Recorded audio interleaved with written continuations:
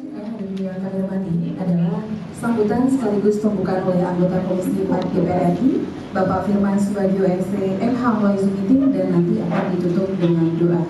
Kepada Bapak Firman kami persilakan. Baik, terima kasih saudara pembawa acara. Bismillahirrahmanirrahim. Assalamualaikum warahmatullahi wabarakatuh.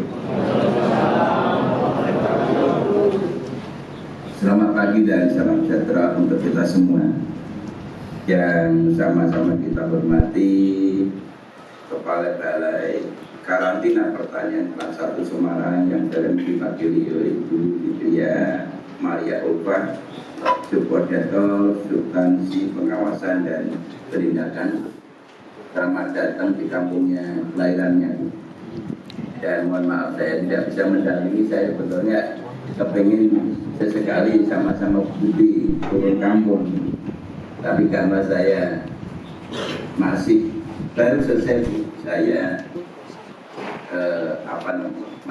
positif, negatif dari COVID kemarin, dan insya Allah karena hari Senin saya harus berangkat umroh, jadi saya tidak ini untuk keluar kota dulu menjaga kondisi saya. Yang sama-sama kita hormati dari Kepala Dinas Pangan, Pertanian, Peternakan dan Perikanan Kabupaten Blora yang diwakili oleh Mas Dili. Saya sering panggil Mas Dili karena masih muda. Mas Dili Setiawan SPMM.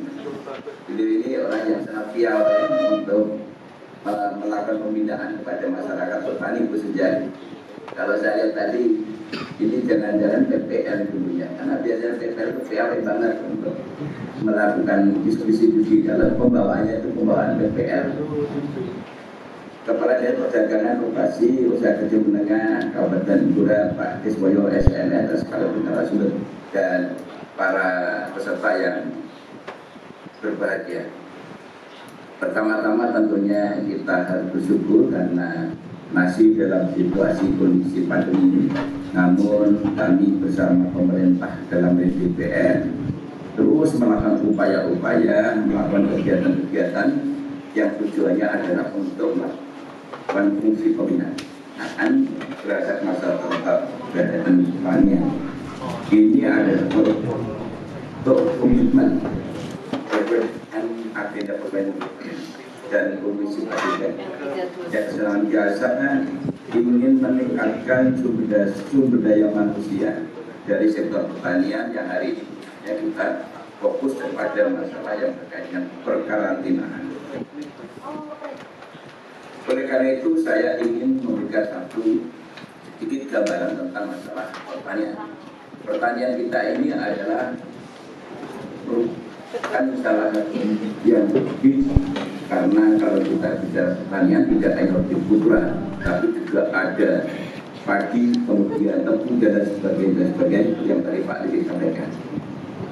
Oleh karena itu secara umum pertanian kita ini menjadi salah satu unggulan, terutama di sektor perkebunan, di mana pada krisis kemarin waktu kita hadapkan pada pandemi, salah satu penerimaan negara kita itu adalah sangat terutama daripada sektor pertanian dalam perkebunan. Ekspor sawit kita itu menggali devisa yang tinggi, bahkan menggeser daripada keberadaan sektor minyak dan gas bumi. Ini luar biasa dalam sejarah kita. Oleh karena itu nilai ekspor pertanian dalam kurun 3 tahun terakhir ini mengalami satu peningkatan yang signifikan.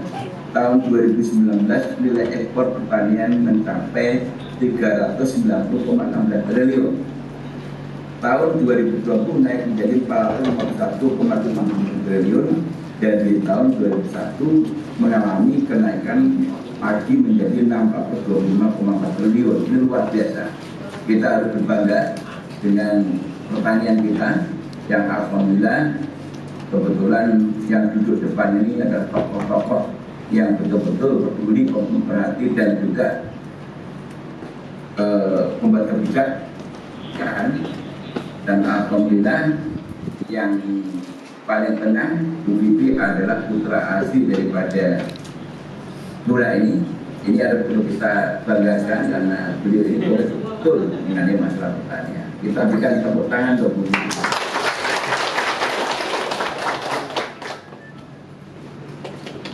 Apabila kita bandingkan sektor migas tahun 2020-2021, sektor pertanian menjadi satu-satunya sektor yang mengalami pertumbuhan 14,02%. Industri pengolahan naik 2,91%, pertambangan 20,8%, dan lainnya 20%. Itu luar biasa pertanian kita. Oleh karena itu, dari 4 jenis komoditas andalan ekspor yang saya sampaikan tadi adalah karet, kelapa sawit, kakao, dan sebagainya, kopi. Nah, saya dengar kemarin saya dapat informasi di Blora itu juga ada cengkeh sama kopi atau cengkeh yang kita sampaikan kemarin. Ini luar biasa. Nah, untuk itu Grobogan atau Blora juga berikan sumbangsih terhadap ekspor pertanian. Data yang didapatkan dari Badan Karantina Pertanian tahun 2019-2021, komoditas ekspor dari Kabupaten Blora adalah koran, sarang burung, palet, bunga, pala, dan bunsek. Ini luar biasa. Oleh karena itu inilah potensi yang ada. Oleh karena itu dengan adanya bimbingan tani ini kita menyadari bahwa semangat dari petani ini harus kita kembangkan, karena petani ini adalah merupakan andalan daripada di negara manapun. Karena tanpa ada negara yang tidak punya pertanian sekecil apapun, kita bersyukur Indonesia yang mempunyai iklim tropis ini bisa menanam apa saja, tanam suka matahari dan suka lahan dan lain sebagainya. Oleh karena itu ini yang patut kita syukuri. Hari ini konteksnya dengan karantina. Di Undang-Undang 18 nomor 2012 mengamalkan bahwa semua jenis-jenis makanan, baik itu yang dikonsumsi dalam negeri, yang dikonsumsi masyarakat maupun yang diekspor, itu harus sehat dan higienis, yang bebas dari cemaran biologis, kimia, dan badan lain, dan benda lain. Oleh karena itu, karantina adalah sebagai upaya pencegahan masuk dan tersebarnya hama dan penyakit, baik hewan atau organisme pengganggu tumbuhan. Karantina dari luar negeri dan dari suatu area ke area lain di dalam negeri atau luar negeri, dari dalam dan wilayah negara Republik Indonesia. Ini kaitannya dengan karantina. Oleh karena itu, supaya Bapak Ibu tahu apa ini hubungannya pertanian dengan karantina. Karena banyak sekali orang yang belum mengenal tentang karantina ini apa sebenarnya. Konteksnya adalah tadi bahwa di undang-undang kita, bentuk apapun makanan itu harus higienis dan kemudian harus bebas dari hama, penyakit dan sebagainya. Inilah tugas karantina. Jadi tugas karantina itu adalah mulia. Karena di negara-negara maju, karantina itu ada di garda paling depan. Kalau kita kemarin itu ada yang namanya musibah pandemi COVID, itu harusnya tugas utama karantina. Di negara manapun seperti itu. Kemudian kemarin PMK itu juga karantina yang di depan. Baru yang lainnya di belakang karantina. Bahkan di Amerika, saya berkunjung ke sana, Pak Didi dan Pak Eswoyo. Di Amerika itu badan karantina itu di Atlanta, itu luar biasa. Saya ditemui oleh pimpinannya itu berseragam yang gagah itu walaupun perempuan. Ternyata mereka saya tanya, kok badan karantina pakaiannya seperti. Oleh karena itu jangan kaget kalau Bu Fitria menggunakan baju yang ada pangkat-pangkatnya. Kalau di Amerika lebih lengkap lagi, dan pakaiannya serem, merah tua, bawahnya ketupat-tupatan dan bawahnya ada. Dan pimpinannya badan karantina Amerika itu ada seorang perempuan. Kalau tidak, kita nggak bisa. Kalau Indonesia itu ada ketentuan harus halal, tetapi kalau di internasional itu harus bebas karantina. Nah, ini prinsip itu. Oleh karena itu bicara tentang pertanian kita, kemudian daripada masyarakat kita atau pengrajin atau pengusaha UMKM kita ini masih belum banyak memahami hal seperti itu. Kalau tadi harapan kita bahwa Blora ini harus menjadi salah satu kabupaten yang bisa mengekspor sendiri, tetapi harus betul-betul memahami tentang regulasi aturan-aturan yang harus dipenuhi, termasuk tadi kekarantinaan. Oleh karena itu, Bapak Ibu yang hadir ini bersyukurlah karena ilmu-ilmu seperti ini tidak sering didapatkan, apalagi ini dihadiri langsung oleh putri asli dari Blora yang kebetulan megang tampuk kepemimpinan di Badai Karantina. Saya sering sama peneliti di Semarang makan soto, tapi kali Blora belum. Nah, oleh karena itu ini yang penting untuk dipahami. Karena tujuan kita ini adalah ingin langsung, tadi Pak Lili juga menyampaikan, kalau bisa Bu Fikri juga menyampaikan, kalau bisa Blora ini menjadi salah satu eksportir langsung. Nah, ini yang penting. Di samping nanti ada ketentuan-ketentuan regulasi perdagangan, tapi yang penting itu perdagangan itu tetap di belakang karantina. Apapun komoditinya, kalau mau diekspor, kalau karantina itu tidak mengekspor atau tidak menyetujui karena ini dianggap tidak etis, ada berisiko, itu tidak akan ada berani untuk mengeluarkan izin ekspor impornya. Di kantor sini diskusinya nanti diperdalam, karena saya melihat langsung Bu Fitri, Pak Lili, Pak Kes. Saya kemarin juga melihat perkembangan KWT kita di desa-desa yang program bantuan dari pemerintah melalui aspirasi Komisi 4 yang 50 juta, itu luar biasa. Dan ada yang menyampaikan sudah dijual sampai, ada yang dijual sampai ke luar daerah, dan ada juga yang dikosong di dalam di internal kabupaten sendiri. Ini kemajuan-kemajuan yang luar biasa. Bahkan ada juga yang menyampaikan sedang mencoba untuk membudidayakan tanaman-tanaman hias.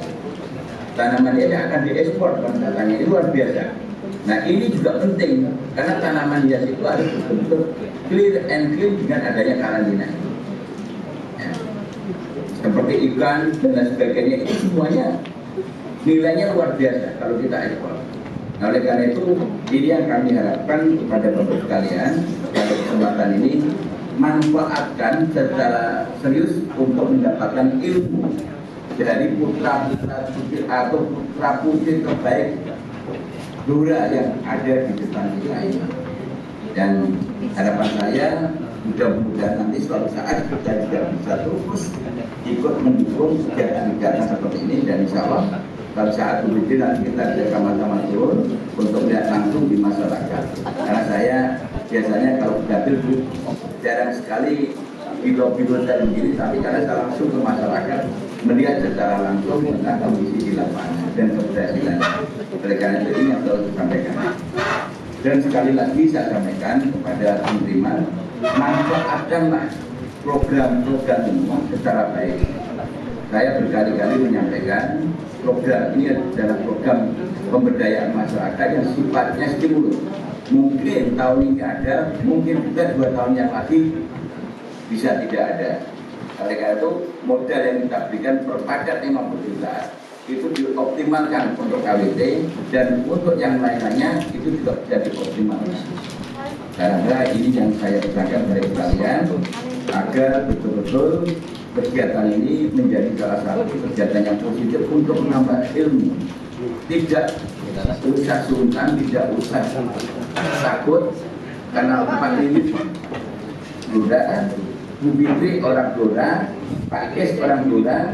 Nah, harapan saya diskusinya seperti diskusi keluarga besar saja, jadi tidak usah ada data, supaya apa yang menjadi kendala selama ini ditanyakan, dan kesulitan apa yang Bapak hadapi, Ibu hadapi ini ditanyakan. Alhamdulillah, negara sudah hadir dalam masalah pemberdayaan UMKM ini melalui Undang-Undang Nomor 11 Tahun 2020 tentang Cipta Kerja. Kami telah memperjuangkan juga agar usaha kecil menengah seperti sektor pertanian diberikan kemudahan-kemudahan, baik untuk mendapatkan akses perizinan dan sebagainya, termasuk permodalan ini yang sekarang ini Pak Menko Perekonomian Pak Erlangga Hartarto kemarin mengumumkan suku bunga KUR sudah diturunkan dari 5% sudah menjadi sekarang tinggal menjadi 3%. Nah, tidak terjadi lagi dan mudah-mudahan dengan adanya kegiatan ini memacu kepada Bapak sekalian dalam rangka untuk mensukseskan daripada kegiatan-kegiatan ini. Oleh karena itu sekali lagi Pak Turadi selamat datang, selamat bergabung. Selamat datang Bapak. Sehat Bapak. Alhamdulillah. Ya, kita boleh ya. Sudah, alhamdulillah. Baik Bapak, dilanjut Bapak. Jadi sedikit yang kami sampaikan dan nanti Pak Turadi juga bisa memberikan tambahan untuk menekankan. Namun apa yang sampaikan pentingnya karantina itu adalah sebenarnya saya sampaikan tadi biar masyarakat pahami nanti akan ekspor impor kan apa sih karantina ini ikut-ikutan ini tugas karantina itu memang penting. Jadi karantina itu adalah garda terdepan dalam dan baik itu perdagangan dalam dan luar negeri. Jadi itu yang kami sampaikan dan saya menyampaikan permohonan maaf dan mungkin karena insya Allah mendoanya untuk tanggal 5 saya melakukan ibadah umroh dan insya Allah bisa bergabung lagi dan kami bisa hadir bersama Bapak sekalian. Demikian dengan mengucapkan Bismillahirrahmanirrahim bimbingan teknis akselerasi ekspor produksi pertanian kerjasama lingkungan. Jadi dengan pada karantina saya akan hadir juga.